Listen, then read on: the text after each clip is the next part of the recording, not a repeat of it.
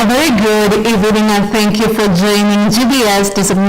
My name is Susan Nyanga and our sign language interpreter tonight is Alan Kiama. We begin this bulletin. Emotions continue to run high days after the battle of the former Prime Minister Raila Odinga. Still, Nyeri Governor Mutahi Kahiga's recent remarks about Odinga's death have sparked mixed reaction from leaders and ordinary Kenyans alike. Kahiga, who has asked for forgiveness from Kenyans, has hit the headlines after stating that it is time for Kenyans to transition for change and forget about Odinga. Statements which are not well received by Kenyan and the leaders. Let's take a listen. Governor Mutahi Kahiga's comments made at a burial ceremony in Nyeri County have stirred a heated national debate. The governor expressed what he termed as a different perspective on Raila Odinga's political journey, suggesting that Kenyans must now move on and focus on a new era of leadership. His remarks, however, did not sit well with a section of leaders who accused him of being insensitive during a time of mourning. Kusiwe na mtu wa kwenda kuleta matusi, kudharau ama kumkosea heshima mwenzetu ambaye ameenda mbele za haki na ambaye Mungu amemuita akapumzike.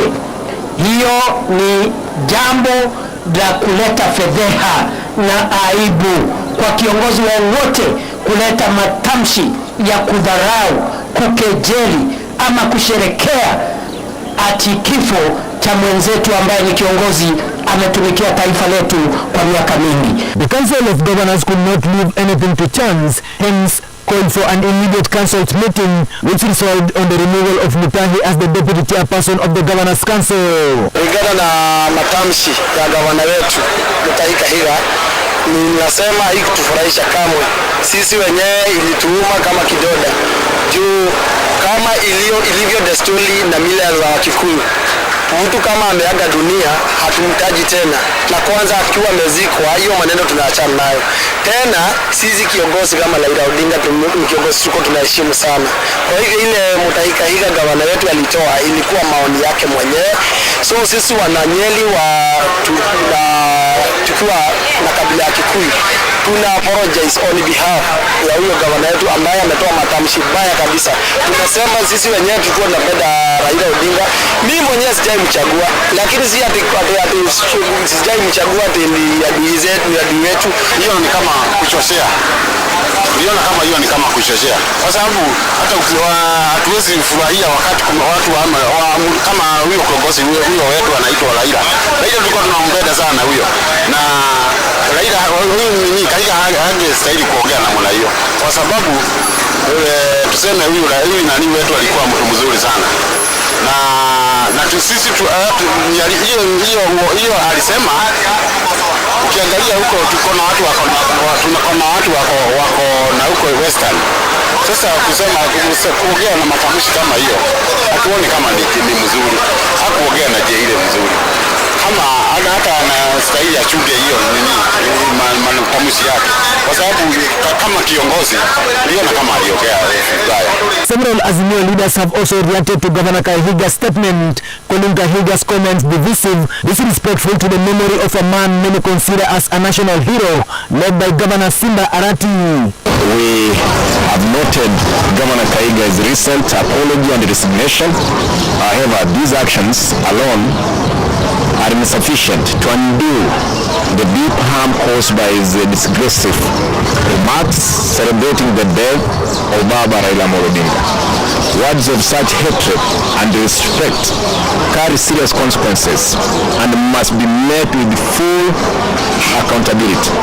Therefore, I reiterate the demand for immediate arrest and prosecution of Governor Kahiga.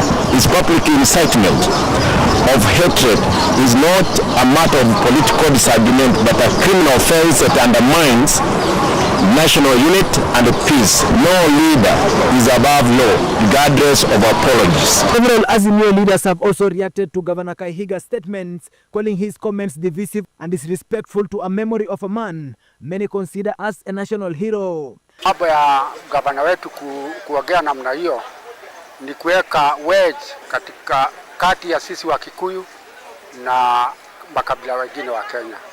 na vile tunataka kukaa kama Wakenya. Unaweza kuwa na grudge na mtu, lakini hiyo grudge usifanye kama ni ya watu wote. Wakati Raila alikuwa anatafuta kula hapa Nyeri town, alipigiwa na watu wengi. Kwa hivyo si watu wote hawakuwa hawampendi. As the country keeps mourning the former Prime Minister Raila Odinga, leaders from all political divides are being urged to exercise restraint and promote unity during this period of national mourning. Davis Karani for GBS News.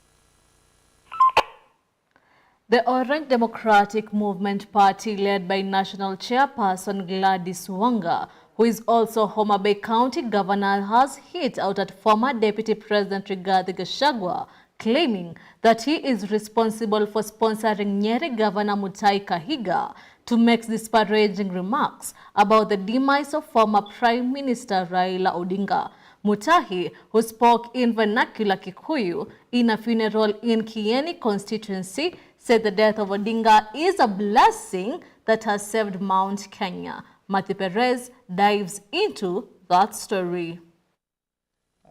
With me here are leaders of the Orange Democratic Speaking Movement. in a media rundown today morning, Governor of Homa Bay Gladys Wanga claimed that Kahiga was a mouthpiece for Gachagua, as the latter had previously made similar remarks. And what I know is that Kahiga does not speak for himself. Kahiga is the spokesperson of Rigathi Gachagua. This follows Governor Kahiga's remarks on Tuesday, in which he appeared to celebrate Raila's demise in a funeral in Kieni, Nyeri County, implying that his passing will redirect all the developments that had been diverted in the Nyanza region back to the Mount Kenya region. As such, Governor Wanga claimed that a party will not associate with any of Gachagua's acquaintances, including Kahiga. Like Kahiga cannot be our friend. The line is drawn. Highlighting Kahiga's role as not only governor of Nyeri County, but also the vice chairperson of the Council of Governors, she called for his resignation. The ODM brigade said that Governor Kahiga is a nobody but a beneficiary of death, and warned Gachagua of setting foot in Luo Nyanza. Therefore demand that he immediately resigns from this position with immediate effect, and the COG cannot have a loose mouth, reckless, primitive and irresponsible person holding such a position. He's a disgrace to the country and to the people of Nyeri County. This morning at 9 o'clock, we have a meeting of the Council of Governors, and I, as the chairperson of the party, will be moving a motion to remove Kahiga as the vice chairman of the Council of Governors. He can lead in his village, but he cannot lead us at a national level. We urge Gachagua, never, don't step in Bondo. Don't step in Bondo, as your statements are not very friendly to us as ODM. Moments after the ODM's party media briefing, the Nyeri governor will later step down from his role as the vice chair of the Council of Governors, issuing an apology to the late Raila Odinga's family, ODM fraternity, his colleagues and the people of Nyanza region. He claimed that his remarks were not celebratory, but was based on the current happenings of the broad-based government. He further emphasized that the comments were his own and did not reflect the views of the Mount Kenya region as a whole, his political affiliation, or the Council of Governors. I want to sincerely apologize to our mourning nation, to the family of the Right Honorable former Prime Minister Raila Amolo Odinga, Mama Aida, her children Rosemary Jr. and Winnie, Honorable Senator Oburu Odinga and Honorable MP Ruth Odinga, and other siblings and their larger extended family, the ODM fraternity and the Luo nation and Kenyans at large. And to my colleague leaders from all sides of the political divide for any harm that it has elicited.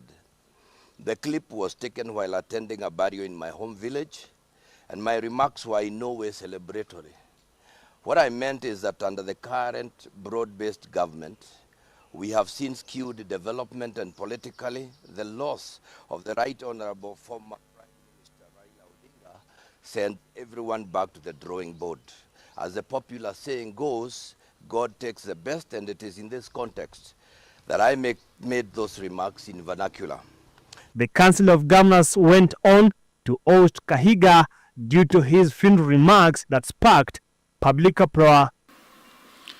We wish to reiterate our deep disappointment on the statements by the Governor. We still maintain that these sentiments are his personal remarks that do not reflect or represent the views and the values of the Council of Governors. In view of this, the Council has unanimously decided, the Council has unanimously agreed to remove His Excellency Kahiga Mutai from the leadership of the Council as the Vice Chair with immediate effect. Matthew Perez for GBS News. Meeting is that the Council. Siaya Governor James Orengo is calling on the National Cohesion and Integration Commission to take action against Nyeri Governor Mutahi Kahiga over alleged hate speech. Orengo, accompanied by Governors Kenneth Lusaka of Bungoma, Onochilo Ayako of Migori, says an apology and resignation from the Council of Governors Vice Chair position are not enough to atone for Kahiga's remarks. The reaction follows condemnation by ODM National Chairperson Gladys Wanga, who termed the comments as irresponsible.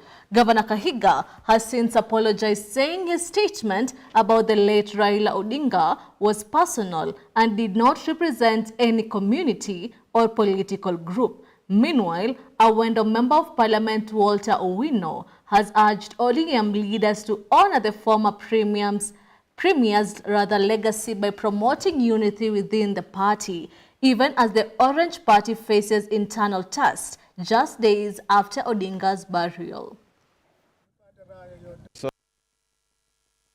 So this, in essence, were constitutional violations, and a mere apology may not be enough.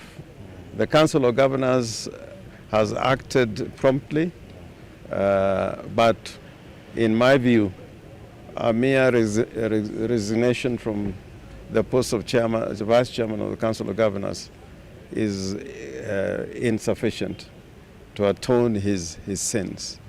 We want to build one nation, indivisible nation, one country, a nation called Kenya.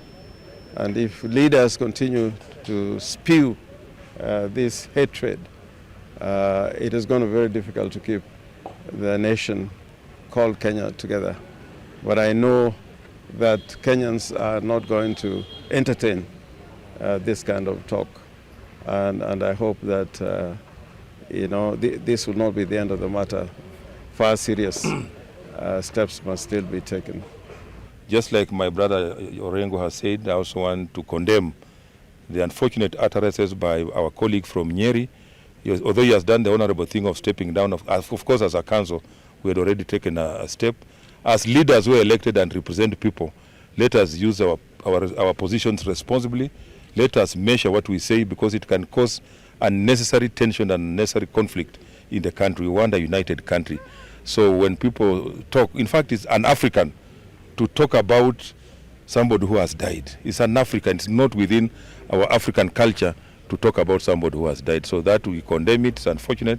We hope that others will learn and will never have such utterances again. So on behalf of the people of Bungoma, it's just to say, Pole, we are here. May Baba rest in peace. That is our way. We'll all meet him one day when our time comes.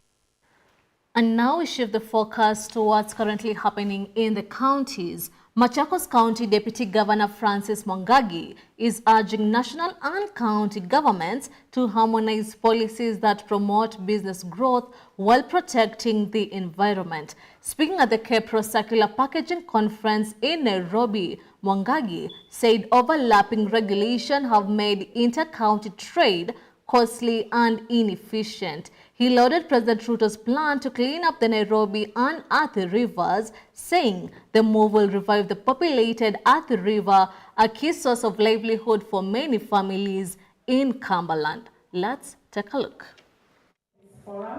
Machakos County Deputy Governor Francis Mongagi is calling for harmony between the national and county government policies to promote business growth while safeguarding the environment. Speaking during the 3rd annual Kenya Extended Producer Responsibility Organization, KEPRO, Circular Packaging Conference 2025 in Nairobi, Mongagi said the country must strengthen laws that support sustainable development. He noted that world evolution has brought services closer to the people. Overlapping regulations and multiple county levies have made inter-county trade costly and inefficient. Majority of the people here in this room are Kenyans. Everyone wants a devolution that functions. But we must also ensure we have policies, laws that ensure a win-win situation for businesses, for the country, for the counties, and everyone. Mongagi also lauded President Ruto's plan to clean up the Nairobi and Athi rivers, saying the initiative will revive the much populated Athi River, which supports many families in Cumberland. Because I was concerned of the pollution from urban part of this part of the world downstream through Machakos. What we started then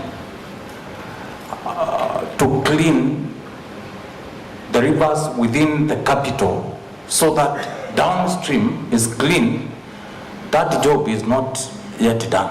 Meanwhile, KEPRO National Chairman Steve Molly revealed that KEPRO has invested over 200 million shillings in incentive, a move that has improved livelihoods and promoted sustainable waste management. We are positioning ourselves whereby we can bring in collaborators and partners. Key collaborators as you and me, as the first key persons, as the waste generators. Secondly, do we have the collectors of the waste? Thirdly, who are the recyclers? The other bit is how can we reuse that waste in terms of making another economical product? No idea, there you go. Packaging that can be reused. It is time for us to take a short break. Keep your feedback streaming into social media platforms at GBS TV Africa. The SMS line is always 21144. We'll be right back. About being a myth or being a pageant queen. It is not just about wearing a crown or looking pretty on social media. Yeah. It is about how much you can impact the community. Yeah. What can you do with the title you hold? I'm actually a young model in the industry. Okay. I started modeling this year in school. Oh. Actually, I used to go to International Youth Fellowship where we had a modeling class. I used to study fashion and design, and we had a modeling class. So I am high fashion trained. Yeah. On Instagram, kelly.omuhaya. On TikTok, Miss Omuhaya. Now tell us about that moment when you had your name that you won Miss Kasarani 2025-2026. What I would like to advise you is keep going. Keep going. Go, put God first. Be resilient. Be a go-getter. Find joy within yourself. Walk with pride. Chin up. Smile. You are a queen. He who is in you is greater than he who is in the world. That makes me always rise, knowing that I have something that is greater than what people can see.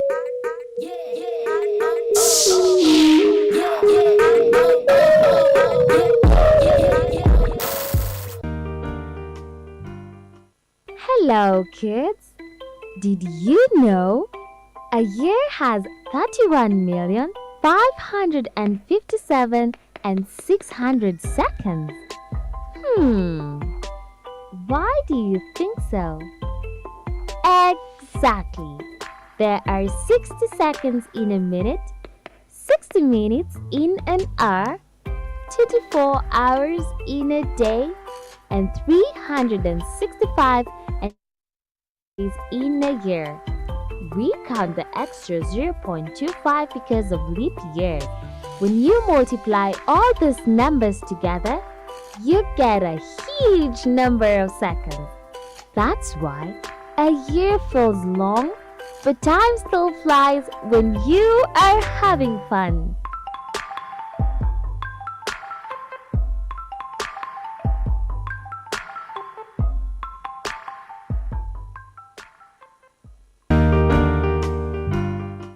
Hi kids! Welcome to Kids Mind, where we learn, we laugh, and we explore. So kids, are you ready to listen to our today's Bible story? Are you ready to listen? You're happy and you know, clap your hands. If you're happy and you know, clap your hands. Samson was a mighty man, a mighty man was he. Samson was a mighty man, a mighty man was he. Samson was a mighty man, a mighty man was he. Between a want or a need, which one is more wise? Everywhere, GBS. Welcome back to the bulletin, and now to the international news. We start off in Uganda, where with just months to Uganda's general election, political campaigns have kicked off across the country, drawing huge crowds and sparking debates among citizens. From Kampala to Gulu, Ugandans are weighing in on the promises and performances of their leaders. Our reporter Davis Karani has the details. From the bustling streets of Kampala to the rural heartlands of Lira and Barara, campaign fever is gripping Uganda once again. Political parties have rolled out rallies, posters and social media campaigns, each candidate seeking to win the hearts and votes of millions of Ugandans.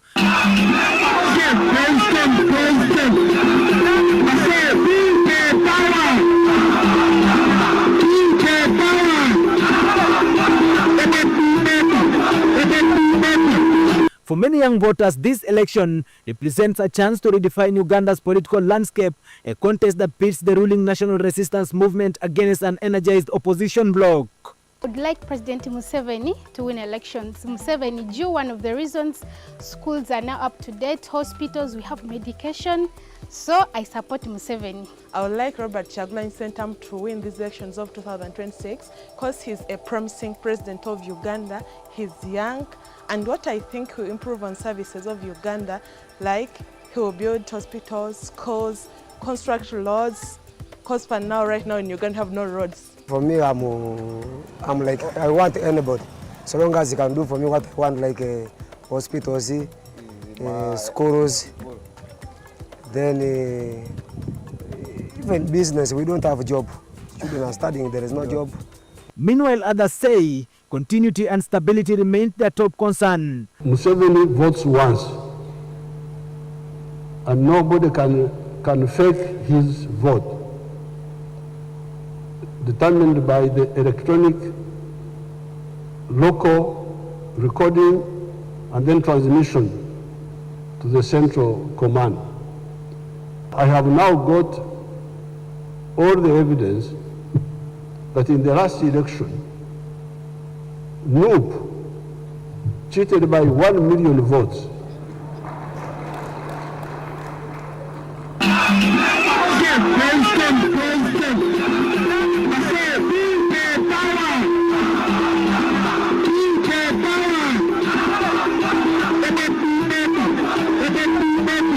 As campaigns continue, Ugandans say they hope this election season will be peaceful and transparent, giving citizens a true voice at the ballot. Davis Karani for GBS News, Kampala, Uganda.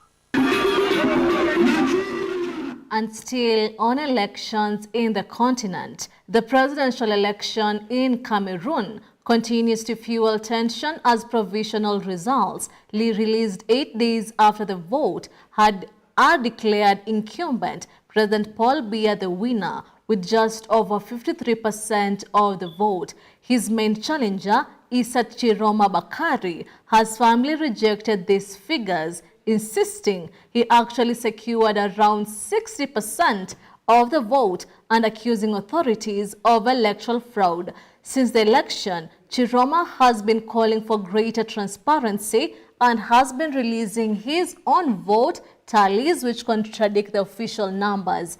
This dispute has sparked protests across Cameroon's major cities, some of which have escalated into clashes between demonstrators and security forces, raising concerns about growing unrest in the country. All eyes are now on the Constitution Council, which is expected to announce the final official results by October 26, should the provisional results be confirmed. President Biya, who is 92 years old, will extend his rule to over 4 decades, making him one of the longest-serving leaders in Africa.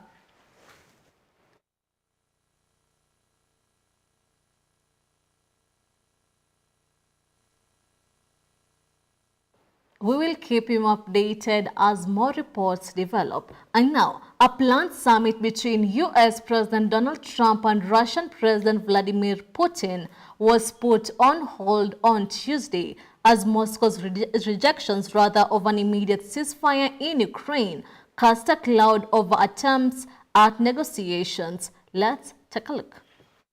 A senior White House official said there is no plans for President Trump to meet with Russian President Vladimir Putin in the immediate future.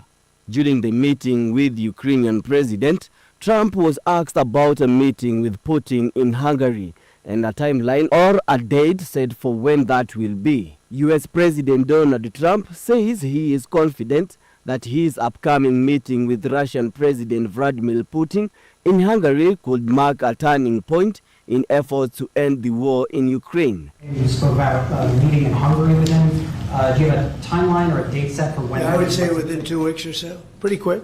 Trump, who announced the planned meeting last week, is expected to push for a negotiated settlement following his talks with Ukrainian President Volodymyr Zelensky on Friday, a meeting after which he publicly endorsed Kyiv's call for an immediate ceasefire along current battle lines. Speaking to reporters, President Trump was asked whether he believes he can personally convince Vladimir Putin to halt the fighting in Ukraine, a conflict now in its 3rd year and showing few signs of slowing. President Trump, sir, do you believe you can convince Vladimir Putin to end the war in Ukraine? Moscow has long demanded the Kyiv agree to cede more territory before any ceasefire. Trump's meeting with Zelensky behind closed doors was, and I quote, contentious. The U.S. president repeatedly used profanity and pushed Zelensky to accept some Russian demands. But Zelensky has painted the meeting as a success because it ended with Trump publicly backing a ceasefire at the present lines. We had a very good meeting, very cordial meeting. In my opinion, they should stop the war immediately. You go by the battle line wherever it is, otherwise it's too complicated. You'll never be able to figure it out. Russian Foreign Minister Sergei Lavrov on Tuesday said pausing fighting on the current front line would mean, and I quote, forgetting about the root causes of the conflict. He said Russia had not changed its position since Trump and Putin met in Alaska in August, a meeting that failed to advance negotiations. Reporting for GBS TV, I'm Paul M. Minor. Tensions are once again flaring in the occupied West Bank. Reports indicate that Israeli settlers have launched attacks on Palestinian farmers and international activists, escalating violence in the region during the annual olive harvest season. Dozens of Israeli settlers reportedly stormed farmlands near the village of Burin, south of Nablus, attacking Palestinian farmers and activists who were assisting with the olive harvest. Witnesses say settlers threw stones and set fire to trees and vandalized vehicles belonging to local residents. Let's take a look. Hey! Oh my God. Hey! Hey! Hey! أكثر من 150 اعتداء منذ بداية. We had more than 150 assaults since the beginning of the season. And we're talking about the first week of the olive picking season. More than 40 thefts of olive fruits and picking tools have occurred throughout the West Bank. More than 700 olive trees have been uprooted, broken and poisoned. And I am speaking since the beginning of the season, all concentrated in the Hebron, Ramallah, Jenin and Jordan Valley areas. The Ministry of Agriculture has recorded financial losses exceeding $70 million from the beginning of the year until mid-October, with more than 5,353 farmers directly affected. This marks an increase of 70% compared to last year, including the burning and uprooting of trees, destruction of agricultural infrastructure, and the killing and theft of livestock, in addition to the confiscation and prevention of. In an unexpected turn of events, 64-year-old conservative Sanae Takaichi has won a historic vote to become Japan's first female prime minister. Takaichi, who belongs to the LDP's hardline wing and is a protege of the late former Prime Minister Shinzo, odds in her third attempt at becoming Japan's leader. Albeit, she's the fourth prime minister in 5 years since 2020. Will she deliver in Japan's staggering economy? Matthew Perez answers that questions. It is a significant moment for Japan. For the first time, 64-year-old Sanae Takaichi, a woman, has been elected, securing 237 votes, beating Shinjiro Koizumi in the lower house to the country's top seat. This is a surprise since figures show Japan ranks number 118 out of the possible 146 countries on matters global gender gap. This is barely a day after her struggling party struck a collision deal with a new partner expected to pull her governing bloc further to the right.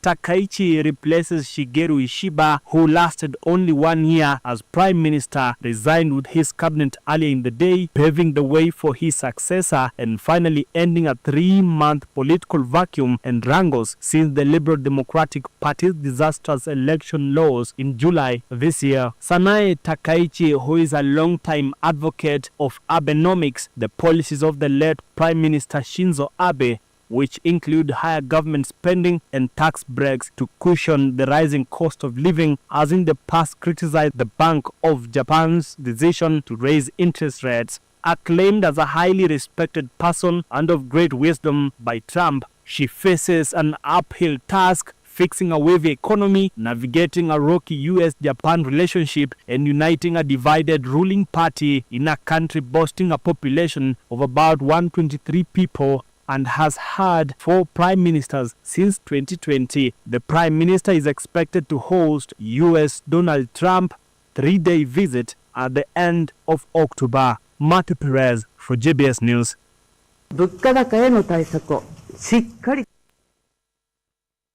Most favorite segment of the bulletin, the sports news. Let's get sporty.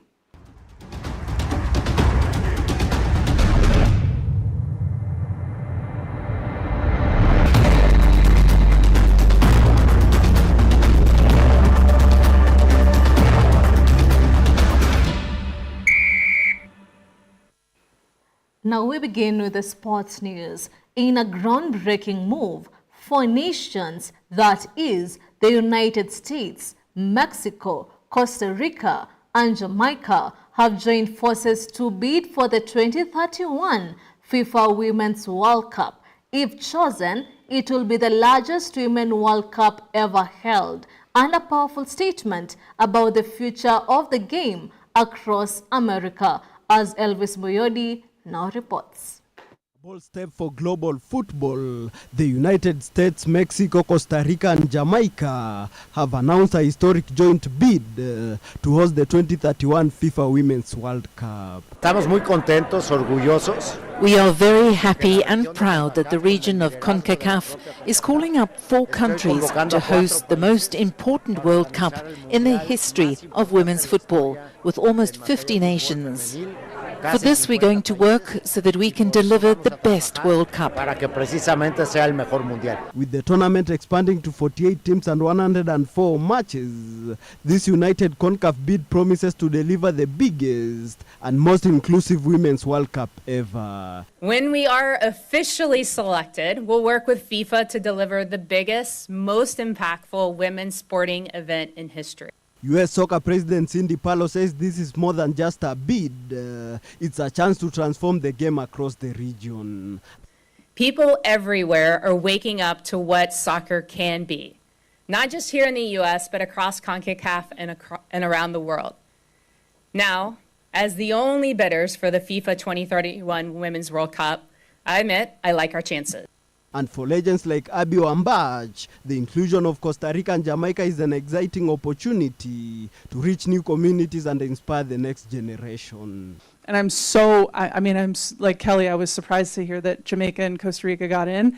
But my gosh, I'm so excited because I get to go to these places and be in community with the kids there and hopefully get to inspire me, not me, but the players on the team will get to inspire the next generation. Together, these 4 nations are pledging for more than world-class stadiums. They are building a lasting legacy for women's football from grassroots level to the global stage. As the world looks ahead to FIFA's decision in 2026, one thing is clear: the future of the game is here, and it's rising from across the Americans. Elvis Muyodi, GBS News. And to some good news to Arsenal lovers, Arsenal delivered a thundering 4-0 victory over Atletico Madrid at the Emirates Stadium. This win extended their unbeaten run to 9 matches across all competitions. Arsenal unleashed their full power last night, dominating every aspect of the game. Gabriel headed in the opener from a pinpoint free kick. Martinelli made it 2 with a dazzling solo finish before Victor bagged a brace to seal a ruthless 4-0 win. That's 11th straight Champions League clean sheets at the Emirates. This milestone victory marks Arsenal 100th in the competition.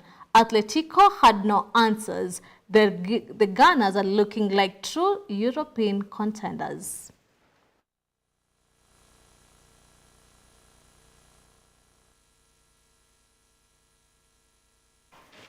And with that, we have come to the end of the news bulletin. It's always a pleasure having you on board. Let's do this again next time, same channel.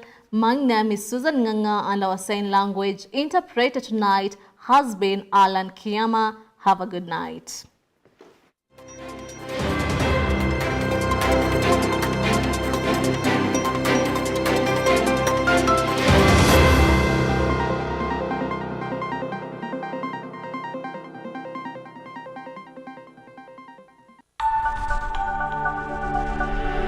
Everywhere, GBS.